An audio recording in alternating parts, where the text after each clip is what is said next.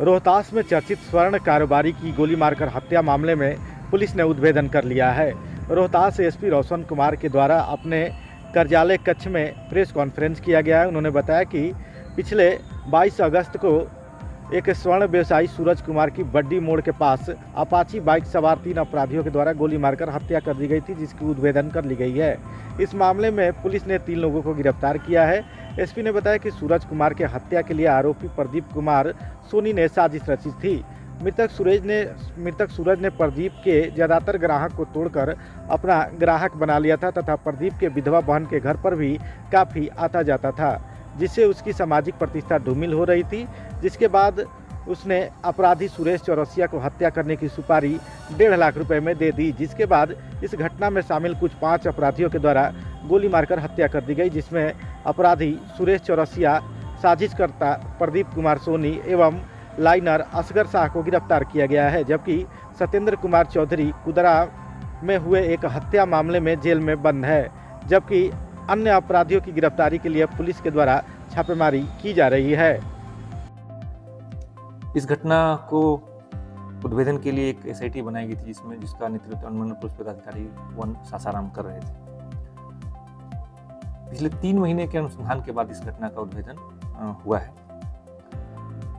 इस घटना के उद्भेदन की शुरुआत आप लोगों को पता होगा, कुछ टाइम पहले एक घटना हुई थी। शिवसागर थाना अंतर्गत एक व्यक्ति की गोली मारकर हत्या कर दी गई थी, जो मोटरसाइकिल चोरों का पीछा कर रहे थे, कुदरा से ही पीछा कर रहे थे। उसके बाद शिवसागर टोल प्लाजा से पहले रोकने पर उनको गोली मारी गई थी। उसमें उसी कांड में एक सत्येंद्र चौधरी की गिरफ्तारी की, जो उस घटना में शामिल था, जो मोटरसाइकिल चोरी करके भाग रहा था। सत्येंद्र चौधरी का आपराधिक इतिहास एवं उसकी गतिविधि का जो जब सूक्ष्म रूप से विश्लेषण किया गया, तो इस घटना में भी उसकी संलिप्तता के संबंध में साक्ष्य प्राप्त हुए। उसकी गतिविधि के संबंध में अनुसंधान करने पर उसी का एक साथी सुरेश चौरसिया, पेशर अशोक चौरसिया, जो लखनऊ सराय सासाराम का रहने वाला है, उसकी गिरफ्तारी की गई। सत्येंद्र चौधरी से पूछताछ में स्पष्ट हो गया था कि सुरेश चौरसिया उसके साथ सभी अपराधों में शामिल रहा है, जिसमें इंद्रपुरी थाना का चोरी का कांड, मुफस्सिल थाना के कई कांडों में भी वो दोनों संलिप्त थे। सुरेश चौरसिया की गिरफ्तारी के बाद इस घटना की पूरी साजिश का खुलासा हुआ। साजिश में यह स्पष्ट हुआ कि सूरज की हत्या की साजिश प्रदीप कुमार सोनी, जो पिता राजदेव सोनार, जो दरिगांव के रहने वाले हैं, उनकी दुकान पे रची गई थी, जिनका दुकान वहीं के बाजार, बड्डी के बाजार में है। इस घटना में सूरज कुमार की हत्या के लिए प्रदीप सोनी द्वारा सुरेश चौरसिया के गिरोह को 1.5 लाख रुपए दिए गए थे।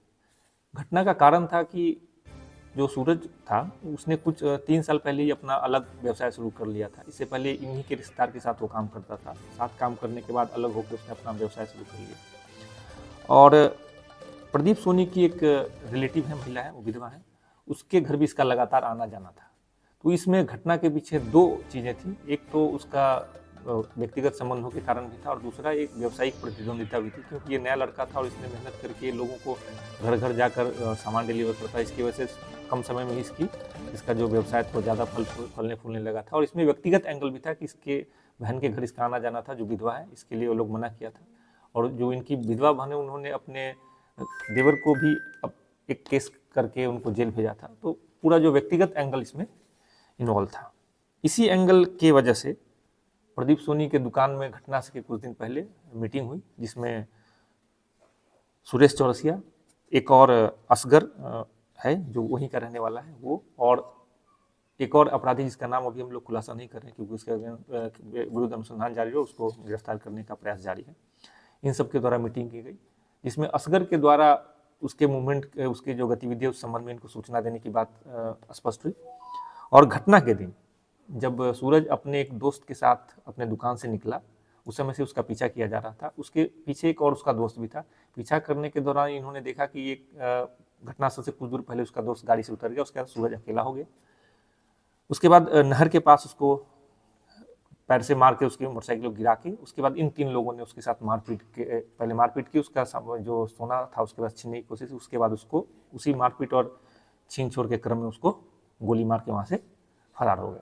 फरार होने के बाद इन्होंने जो सोना उसे लूटा था, वो भी वापस प्रदीप सोनी को ही 1,23,000 में बेचा, जिसको इसने गलाकर आगे उसका निस्तारित उसको कर दिया। अभी तक के अनुसंधान में इस पूरे घटना में 5 लोगों की संलिप्तता स्पष्ट हो गई, जिसमें से 4 लोग गिरफ्तार हो चुके हैं। सुरेश चौरसिया, प्रदीप कुमार सोनी, असगर शाह और सत्येंद्र कुमार चौधरी। सत्येंद्र कुमार चौधरी पहले ही कुदरा के कांड में जेल जा चुका है और इस घटना में जो मोटरसाइकिल इस्तेमाल की गई थी वो पहले ही बरामद की जा चुकी है जब सत्येंद्र चौधरी गिरफ्तार हुआ था तब। और दूसरा एक स्कूटी जिससे उसका पीछा किया जा रहा था वो भी इस घटना से पहले ही एक शराब के कांड में कैमूर जिले में ही उसके जब्त होने की बात सामने आ रही है, जिसका हम लोग सत्यापन कर रहे हैं।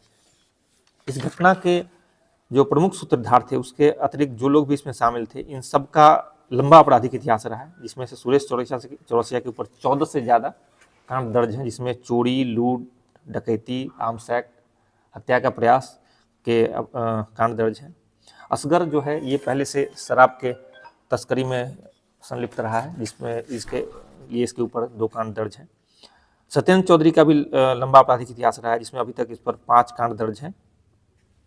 तो इस जो पूरा गिरोह है इसमें सभी पेशेवर अपराधी शामिल थे और इन्होंने एक साजिश के तहत इस घटना को दूसरा रूप देने के लिए, ताकि ये घटना लूटपाट की प्रतीत हो, इसमें व्यक्तिगत एंगल जो दृष्टि था लगा के इसकी हत्या करवाई गई। और जिसके बाद एक साजिश के तहत इस घटना के बाद विधि व्यवस्था की समस्या भी उत्पन्न की गई, ताकि पुलिस को गुमराह किया जा सके कि ये लूट की घटना है, न कि जो व्यावसायिक प्रतिद्वंदिता और उसी के पड़ोसी दुकानदार इसमें शामिल है। इसलिए उस घटना के बाद विधि व्यवस्था की समस्या भी एक साजिश के तहत ही पैदा की गई थी, ताकि पुलिस को दिग्भ्रमित किया जा सके। लेकिन 3 महीने के गहन अनुसंधान एवं जो वैज्ञानिक साक्ष्य संकलन है उसके आधार पर इस घटना का उद्भेदन किया गया और पूरी टीम द्वारा, जो अनुमंडल पुलिस पदाधिकारी सासाराम 1 के नेतृत्व में काम कर रही थी, थाना की बड्डी जो रोहतास जिले की DIU टीम है, उनके द्वारा गहन अनुसंधान करके इस पूरे घटना का उद्भेदन किया गया है। इसमें जो मुख्य शूटर अभी फरार है, उसकी गिरफ्तारी के बाद हथियार के संबंध में जानकारी प्राप्त हुआ है कि हथियार किसने उसको दिया था। सत्येंद्र चौधरी भी हथियार इस्तेमाल करता था, उस पहले इस घटना में था, ये स्पष्ट हो चुका है। दूसरा एक और व्यक्ति जो अभी तक फरार है, उसकी गिरफ्तारी के बाद आगे की चीज़ें भी स्पष्ट हो पाएगी और शायद इस घटना में और भी कुछ लोग शामिल हो सकते हैं जिनके संबंध में अभी तक साक्ष्य नहीं मिला है। लेकिन जब वो गिरफ्तार होगा उसके बाद आगे की चीज़ें भी इसमें कुछ और बिंदु जो है स्पष्ट हो पाएंगे। कुछ अपराधियों के पास गिरफ्तारी भी हुई है सर, बरामदगी पहले ही सत्येंद्र चौधरी के घर से चोरी और लूट का बहुत सारा सामान, जिसमें टीवी, DVR और अन्य जो भी लूटपाट का सामान था बरामद किया जा चुका है, जिस संबंध में सासाराम मुफस्सिल थाना में पहले से कांड दर्ज है। और जो घटना में मोटरसाइकिल यूज हुआ था उसका वो पहले ही बरामद किया जा चुका है, जिसके संबंध में मैं आप लोगों को पहले बता चुका हूँ। तो ये सारी चीज़ें बरामद पहले ही हो चुकी है।